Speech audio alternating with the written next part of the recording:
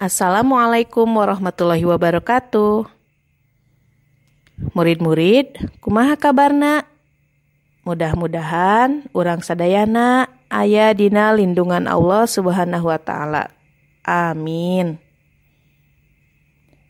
Materi pangajaran dinten ayeuna nyaeta ngeunaan pupujian. Nu miboga tujuan saatos hidep ngupingkeun pupujian nu bakal dicontohkeun ku guru. Diharapkeun hidep tiasa ngalagamkeun tur ngartos kana eusi pupujianana. Pupujian. Pupujian nyaeta puisi anu eusina muji kanu agung, doa, pepeling, jeung sakur pangajaran anu dumasar kana ajaran agama Islam.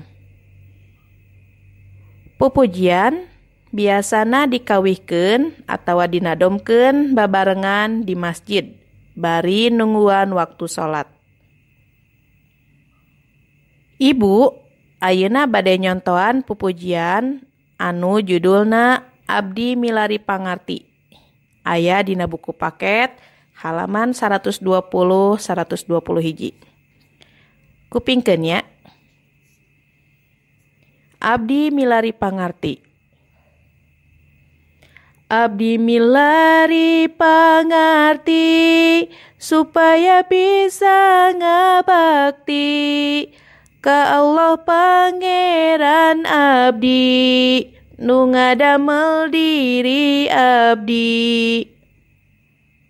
Sim abdi hoyong mangpaat pikeun ka sasama umat di dunia tur di akhirat jadi jalma nu salamet.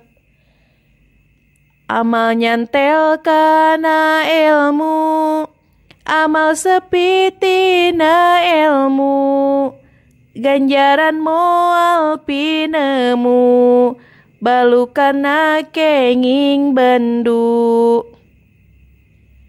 Nah, murid-murid nembe ku ibu tos dicontohkeun pupujian anu judulna Abdi Milari Pangarti.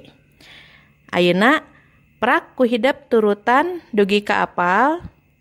Saatos apal kawih pupujianana bari direkam teras kintunkeun voice note-na ka ibu. Sakitu nu tiasa kapihatur, tetap semangat, tetap di bumi, tetap jaga kesehatan, tetap bahagia. Wassalamualaikum